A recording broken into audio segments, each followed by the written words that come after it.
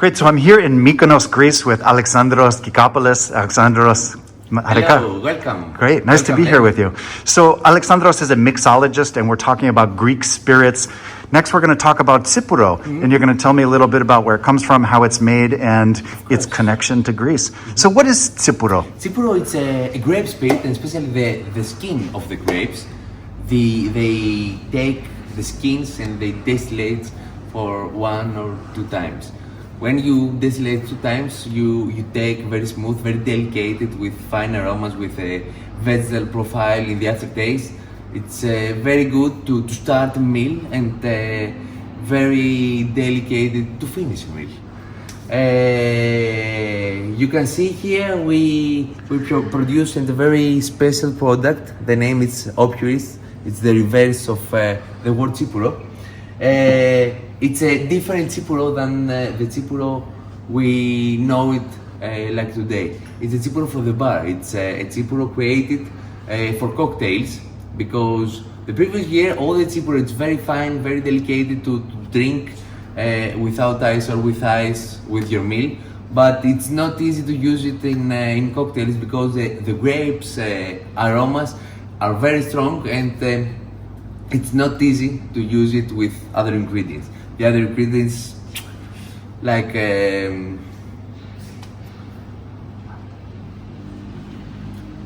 I'll find the word, sorry. It's okay, it'll come to you. Yes, here with Opuris, it's 2 times distilled from 3 different varieties of grapes, Rhoditis, Malagousia. Those are grape varieties that you just said? Yeah. 3. But the names that you said were grape varieties. Yes. And we do 2 distillates, and the second distillation we put some herbs and some spices, some fruits inside, and we bottle in 42%. The perfect way to use it, it's you can use it like every white spirit, like vodka, like tequila. It's very easy to handle. It's 42% of alcohol, and it's a great opportunity to export the Tsipouro, and became a base ingredient in cocktails around the world. So after that, you can find Tsipouro aged. We started before, I think, 15 years to take the Tsipouro and age in oak barrels. And they also take all the aged profile with the notes of the wood, but underneath you can find all the grassy and the grape effect of the Tsipouro. It's similar. The one it's fresh.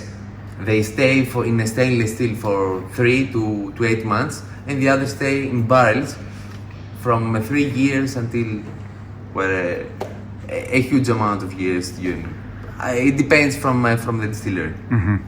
And Tsipouro is not a home brewed type of spirit here? You can find home brewed, but now we have a PDO, so it's very easy to see a nice Tsipouro bottle. Right. And that's the important, to drink bottled spirits. Not only Tsipouro, but all the spirits around the world. It's important to drink it from a bottle with etiquette and a cup. Right. And when you say PDO, can you explain what that means? It's a product with the origin behind, the origin from the place that they produce it, and this is the PDO. Great, and so it distinguishes it as a Greek product. Yes. And Tsipouro is known in other places, you started saying? You can find it, but with different names. As a grappa, you can find it in Italy. As a pisco, you can find it in Mexico. That's some a lot of examples about Tsipouro. Nice.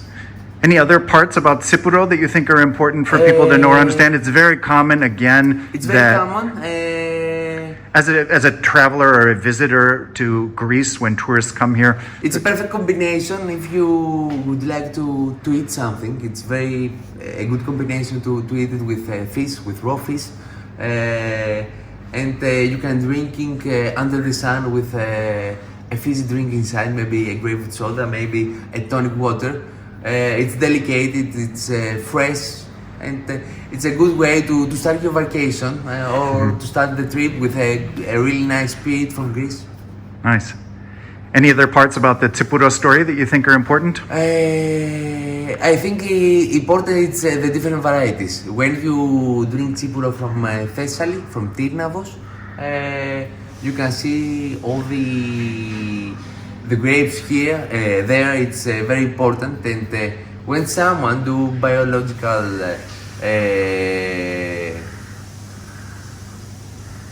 process, yes, you can find really good Tsipouro around Thessaly, in Volos, in Tyrnavos. All the Tyrnavos, it's almost packed with Tsipouro distilleries. Got it. And it's also something that's the world of Tsipouro within Greece is growing, yeah? Yes, right now. And they also do really good job and brand new distilleries and brand new ideas behind all this process with the skins and with the grapes, because we have many varieties here in Greece. We have a huge amount of different varieties, and some of them it's very ancient. It's over 100 years. Got it. Great. Any other parts of the Tsipouro story you think they're important for people to understand?